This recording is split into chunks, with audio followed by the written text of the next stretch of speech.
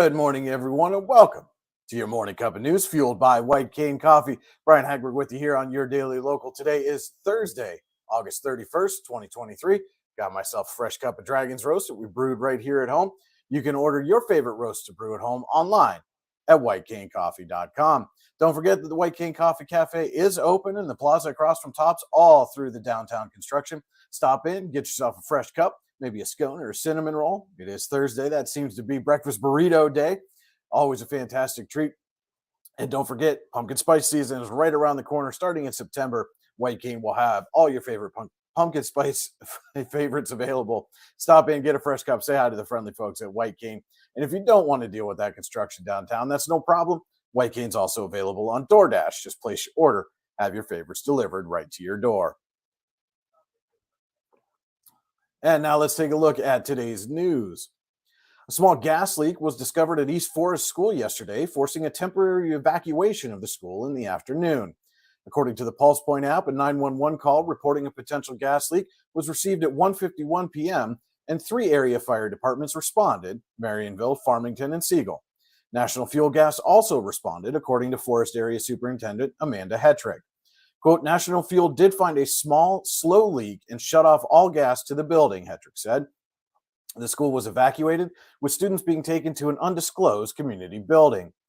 Quote, the East Forest staff took quick action to evacuate the building according to our established procedures, Hetrick said.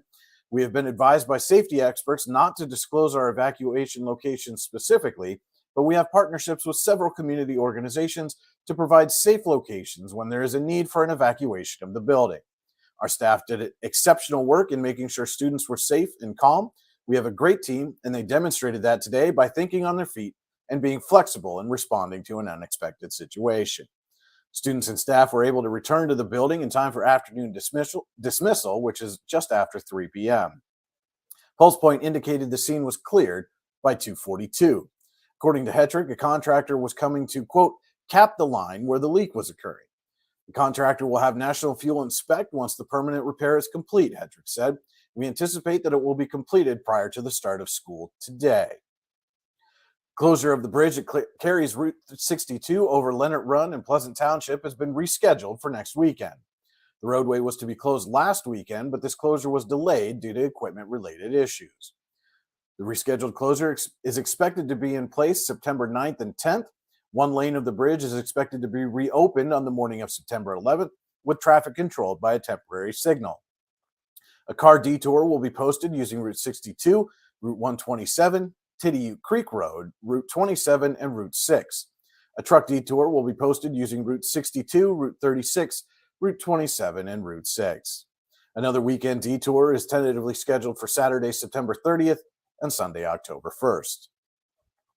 The following story comes to us courtesy of the Pennsylvania Capital Star.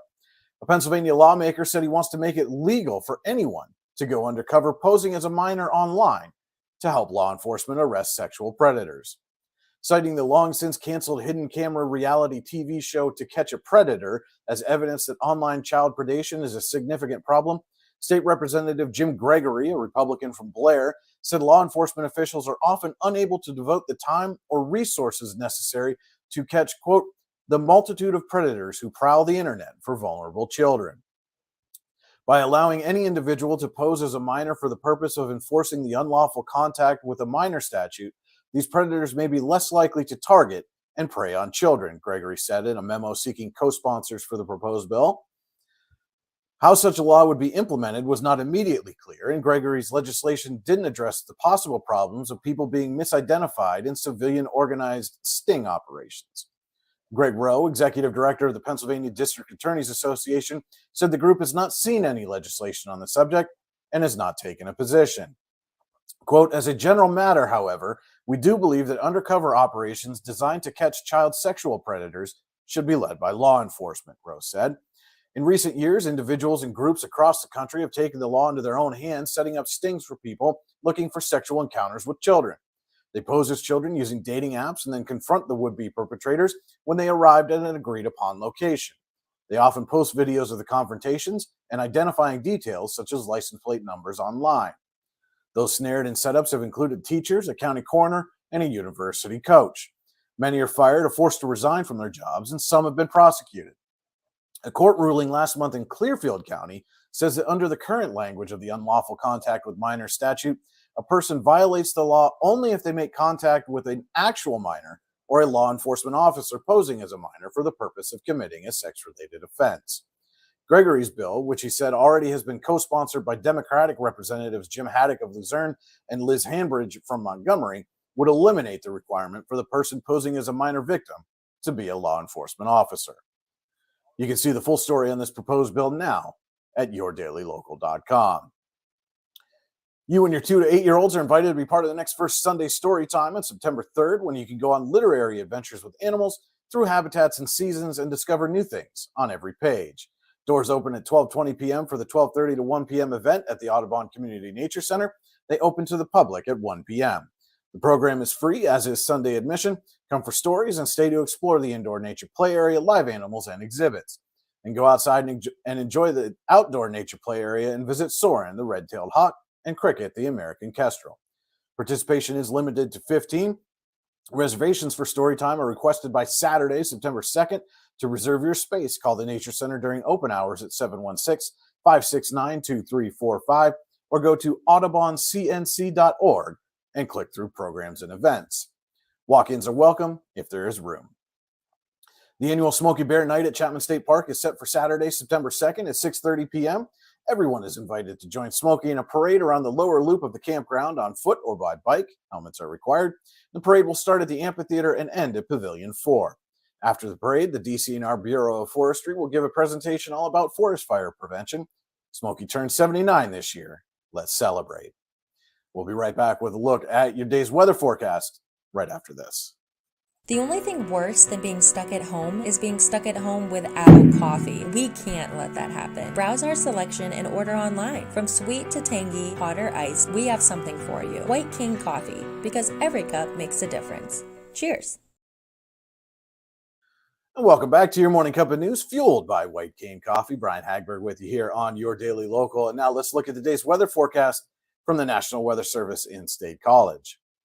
Will be sunny today with a high near 73 degrees. North winds will be blowing at 3 to 8 miles an hour throughout the day. Tonight will be clear with a low around 44 degrees. North winds will begin at 5 miles an hour initially, but become calm in the evening. That is your weather forecast for today. We'll be right back with your morning cup of sports after this quick word. Have you ever wanted to play an instrument? The Warren Music Conservatory is the area's only choice for premier music education, with the area's top music instructors giving you fun and exciting music lessons for a variety of instruments and styles. The Music Conservatory also rents and repairs instruments of all types. And don't forget to stop in and check out our student bookstore for your musical supplies like strings, sticks, picks, and more. What are you waiting for? Stop dreaming. Start doing today. And now we'll send it over to Andy Close with your morning cup of sports. Good Thursday morning, August the 31st. It's time for your morning cup of sports, fueled by White Cane Coffee. The Eisenhower Knights were a 5-0 winner at home over Sagertown on Wednesday. Logan Degnan, the big star, had 4 goals, and Casey Seymour had a clean sheet in net for the Knights. Degnan had a hat trick in the first half, added an assist on the opening goal of the match by Bryce Wilkins as well. Seymour had 11 saves in the win. Wilkins also had an assist, and Abe Wolf had a helper as well for the Eisenhower Knights. Elsewhere, the Warren Dragons hit the road at Franklin and fell by a score of 4-1. Finn Ordaway had the lone tally for the Dragons in that one. Region 6 mega match at West Middlesex boys golf. The Warren Dragons edged Cathedral Prep by 1 stroke, 322 to 323. Braddock DeMoore led the way, shooting a 2-under 69 at Oak Tree Country Club on Wednesday. Also for the Dragons, Reed Olson and Johnny Palmieri each shot 84s, while Brady Burdine carded in 85. That is your morning cup of sports, fueled by White Cane Coffee. Have a great Thursday, everybody. Thank you so much for that look into sports, Andy. And don't forget to head to yourdailylocal.com throughout the day for all the news you need when you need it. You can also like, subscribe, and follow us on Facebook, YouTube, Instagram, and Twitter. Just search Your Daily Local on your favorite social media channel and hit that like, subscribe, or follow button. You can also subscribe to our weekly email newsletter online at yourdailylocal.com. Just click the subscribe to our newsletter button, enter your email address, and get our newsletter delivered right to your inbox. Don't forget to tune in each and every weekday morning at 8:30 a.m. for your morning cup of news fueled by White Cane Coffee. And every Saturday morning at 9:30 a.m. as White Cane Coffee presents Coffee and a Conversation, where we sit down with someone from the community to talk about the people, places, events, and happenings throughout the region that matter most to you. Always a great conversation. You won't want to miss it every Saturday morning at 9:30 a.m.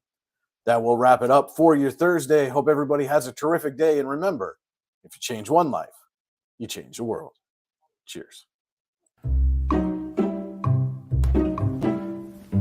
You know what would make that better? A cup of White Cane coffee. Wow, that really is great coffee. White Cane coffee, because every cup makes a difference. It's not just about music lessons.